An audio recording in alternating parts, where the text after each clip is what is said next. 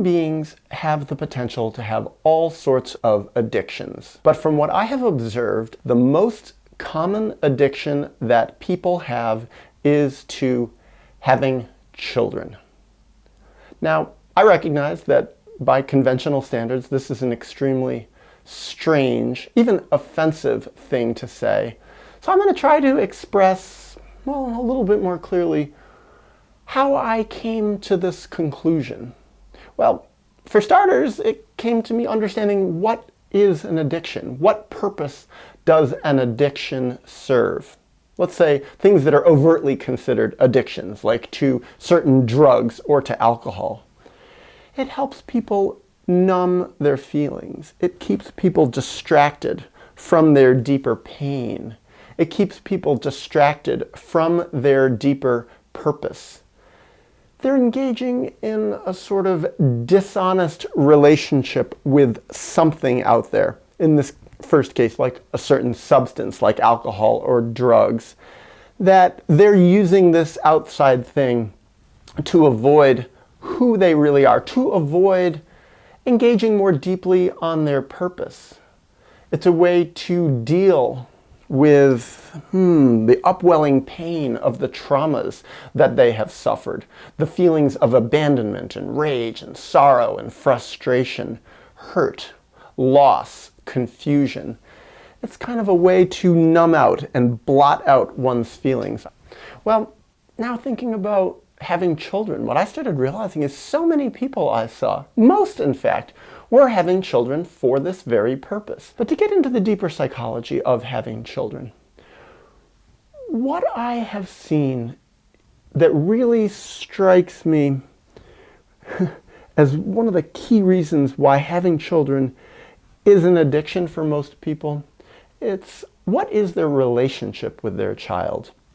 From what I have seen, most people, this is normal human psychology, they create that child and they mold that child and they view that child as an object, not as a subject. Yeah, they can say, oh, I'm here to love my child and I love my child more than anything and I'm here to give everything to my child and sacrifice everything for my child in my own life so my child can grow. But what I've seen underneath it is that most parents, the far majority, far majority, are actually taking much more from their child. They're using that child to plug up all sorts of things inside of themselves. They're, in a way, like parasites off of that child, drinking that child's psychic blood, making that child love them first. Their love for that child is very conditional.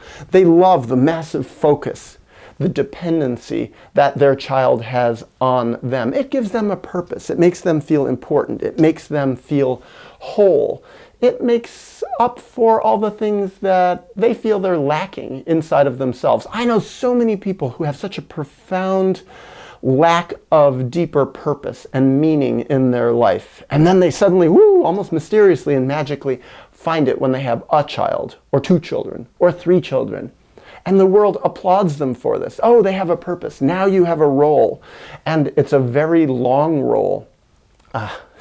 In the best sense of the word, it's a role that lasts for the rest of your life to one degree or other. Or at the minimum, maybe 18 or 20 years. But I know a lot of parents who, well, it's a role that they take really seriously for 2, 3, 4, 5 years until their child is old enough to go away to school. And then they often want to have another one. Ooh, let's have another one, because they start feeling like, uh-oh, I can't control this child as much. It doesn't distract my attention enough. This child now is becoming more independent and goes somewhere for many hours of the day, or has friends, or doesn't need me as much. I think for a lot of parents, a big part of the addiction to their children is that their child needs them. It makes them feel wanted, seen. It makes them feel valid and heard. That's part of why it's so addicting to so many people. And then there's the part of what makes it such a popular addiction in society. And it actually speaks to other addictions also. There are addictions that are less socially acceptable, and then there are addictions that are more socially acceptable. So, for instance, an addiction to crystal meth or heroin, that's generally considered very socially unacceptable addiction. And then there's socially more acceptable addictions. For instance, alcohol. Alcohol is considered, especially if it's mild alcoholism, is considered more or less socially acceptable. Oh yes, after dinner drinks, before dinner drinks, cocktails, going out and drinking with the friends, getting a little drunk here and there. It's considered okay. It serves the purpose of an addiction. But often it's considered pretty socially acceptable unless someone goes way too far, gets caught, gets arrested, things like that. Then it starts drifting into socially unacceptable. But alcohol, it's legal even. And often there's even criticism, why don't you drink? But then there's having children. Talk about a socially really acceptable addiction. The opposite being if you don't have children. Especially, I feel bad more for women being criticized. Why don't you have children? You're not a real woman if you don't have children. And then I think of the extreme cases of people who are having 5, 10, 15 children. Or what's that show about the Dugars, that family? How many kids do they have? 20 children. And people say, oh, it's so wonderful. And then I even see it in the news nowadays. Now, in our massively overpopulated world, where humans are overtaking nature, the massive number of people, the resources that we use in the world is destroying the natural habitat of our planet at such a massive rate. And yet still on the news, I hear, oh, someone had a 12th child, and the newscaster says, isn't that just wonderful? And it's like, wonderful. And then it's like, oh, you realize that having children really is a very socially accepted thing. And what more wonderful way to have an addiction where you get positive feedback for it. Sometimes you even get money for it. I mean, a lot of governments of the world give people more money when they have children, more time off, more freedom. You don't have to work. You don't have to go out and stress and participate in the world. You're doing a service to society is the attitude. So that really puts, if you agree with my idea that having children is an addiction, that puts it in the really positive category. So for people who can use having children in an addictive way, aka the normal way to have children, it's like you win the contest because you get to meet your addictive needs and get rewarded for it. But you don't really win, because deep down, the ones who suffer as the result of this, aside from the world at large, is the children.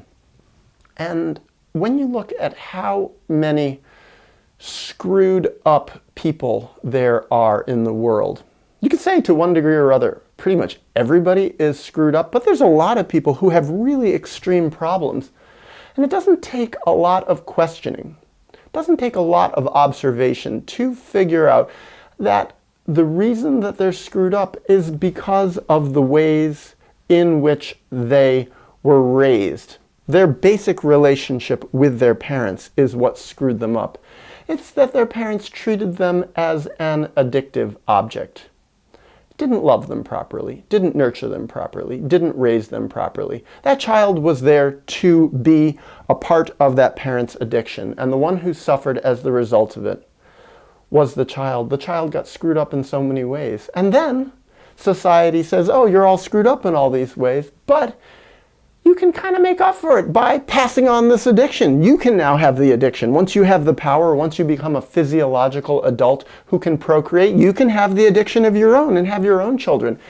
In a way, you can balance the scales of your own rotten childhood by making someone else have a rotten childhood, and you can be addicted to them as long as you need them. And guess what? Even in our society, if you don't need this child anymore, if you want to have another child, you can actually even get rid of your child. You can move on from this addiction. You can put the child in foster care, put them up for adoption, treat them as a person of no worth. More overtly, even though the underlying message of how you treated them was always that way. And so,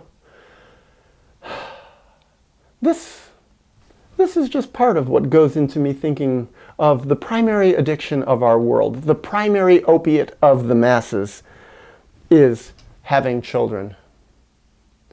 And I wouldn't suspect that as time goes on, our world is going to figure that out more and more.